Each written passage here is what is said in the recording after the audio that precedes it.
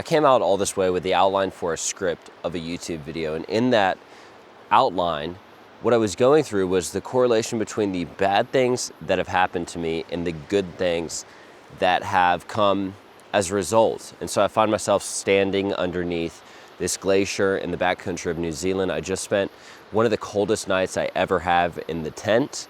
It's probably about 11 a.m. now, and because I'm in a valley, the sun only shines for 6 or 7 hours a day here. So I didn't really leave the sleeping bag this morning, neither did Grace. But it had me thinking about how I wound up right here with a camera, with a landscape like that, talking like I'm talking. There's probably 3 events in my life that have direct correlations from bad to good. And the first of which would be my dad's cancer diagnosis, stage 4 pancreatic cancer. He was supposed to die. They gave him 6 months to live. And he and my mother started really panicking with that diagnosis. They started writing up a will, because that's what you do when you're 50 years old and told you're gonna die. They started figuring out what to do. They sold the house. We moved into a rental. It was a very chaotic time. I was working at Chick-fil-A at the time in the kitchen full-time, probably close to like 60, 70, 80 hours most weeks. And I needed to find an escape, and I didn't really have one. So I would just get in my truck, which was my dad's truck, which he couldn't drive because he was going through 16 rounds of chemo. And I would just drive. I would drive all across South Carolina. At first I would drive across Mount Pleasant, which is the town I'm from. Then I would just go a little bit further across Charleston County, north or south. And then I would go a little bit further. Maybe I'd go to the surrounding area. Before I knew it, I had, for some reason, booked an Airbnb in Kentucky, a little cabin on a farm, and just decided I was gonna drive there during some of my time off. So in a very blunt way, my dad's cancer diagnosis drove me into going outside and adventuring on my own.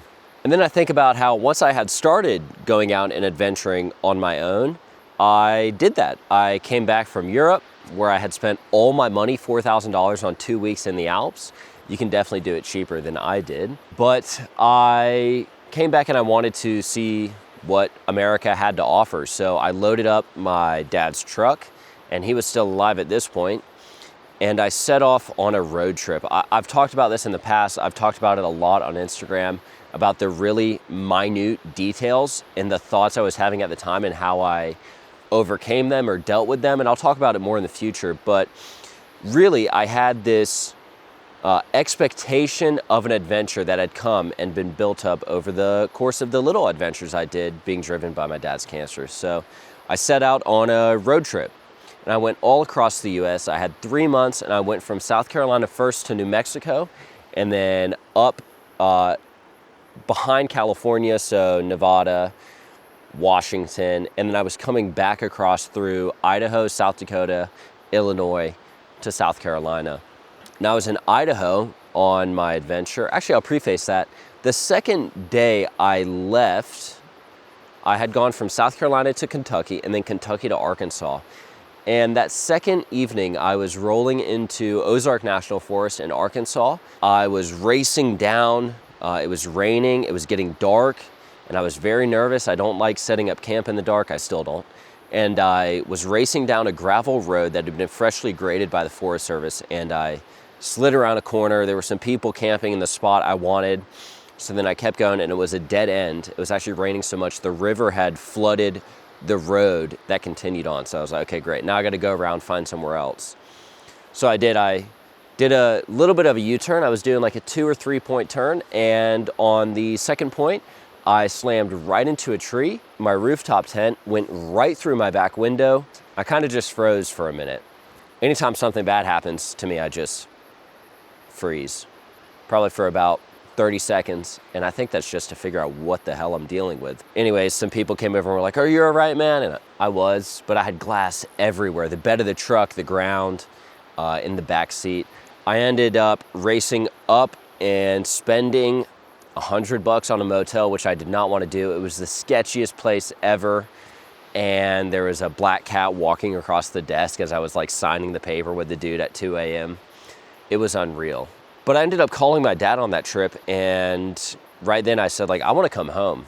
I really am ready to give up. And my dad, with his great parallel of fighting for his life through terminal cancer, told me, you can't come home. You have gone all this way, and you must finish what you have started.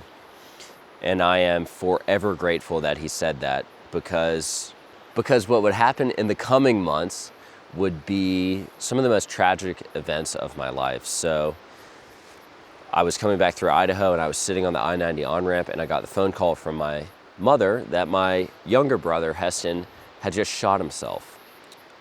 18 months younger, and we were actually best friends at the time. And it was another one of those moments where I just froze up, and then I just yelled at her. I said, "What?" And my mom, Hispanic, all she said was, "Do not yell at me." And then she told me to find my way home. And so now, having embarked across the first great gap and gone into this life of like going on adventures, I seemingly was being punished for it. And on my first great adventure, I had lost my best friend and my younger brother. I felt extremely isolated. There was no way I could have seen anything positive come as a result. All I wanted to do was just go sit in the woods by myself and cry most days. And a lot of days, that's what I did. I started writing very roughly. I had a camera, so I would take some photos. I would name the photos on Instagram that I would post just from the personal Instagram page I had. And before I kind of knew it, I had started to process my emotions pretty publicly, albeit, but I had started to process them through writing. It almost became my form of therapy. I did go to therapy. It was, it's not quite like this, but it is something. And so writing and sharing online became my form of therapy. I could formulate what I was feeling and thinking, which I could never do verbally. I still struggle to, even in this video. And I could share it with the world. It didn't really matter if I knew that anyone actually was reading it or heard what I was saying, but I felt like there was at least the opportunity somebody would hear me. And only later on did I actually start getting messages or comments from people going like, "Thank you for writing this." For the first while, I was just screaming out into the void. But now we're 2 parallels in. So the first one would be my dad's cancer led me into adventure. And then when I was in these brief adventures that I would take, my brother's suicide pushed me even further down a path I'm not sure I would ever consciously take. And the point I'm really getting at is that there's a bank right behind me, and my fiance is trying to listen to what I'm saying, recording this YouTube video, but I don't think if I know that she's listening, I'll be able to verbalize what I'm about to say quite right. Being forced further into creation and being forced to find a way to push my emotions out and just get them out of my body, out of my head, forced me onto a platform and forced me to learn how to write, and ultimately led me to create what is Bryce C. Travels and Bryce C. Writes now, which is my purpose and my job in my life. But really the third and final parallel that I want to create is that if I was not driven into all that by first my dad's cancer and then my brother's suicide, I would actually have never ended up right here recording a video with my fiance on the bank trying to listen to what I'm about to say.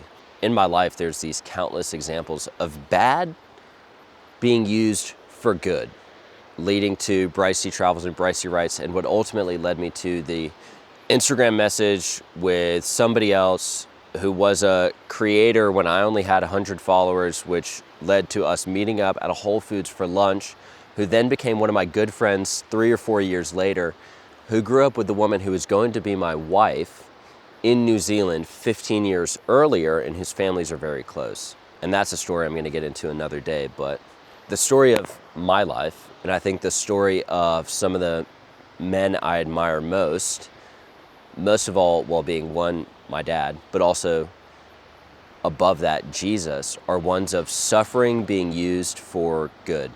And what I'm really hoping to convey to you is just this brief sentence that I wrote on an Instagram post a week or two back, which goes, "The God of the Bible would vastly prefer that you bring your suffering to him." And not in a "thank you for making me suffer" kind of way, but rather in a "God, I can't take this, I'm down on my knees begging for help" kind of way.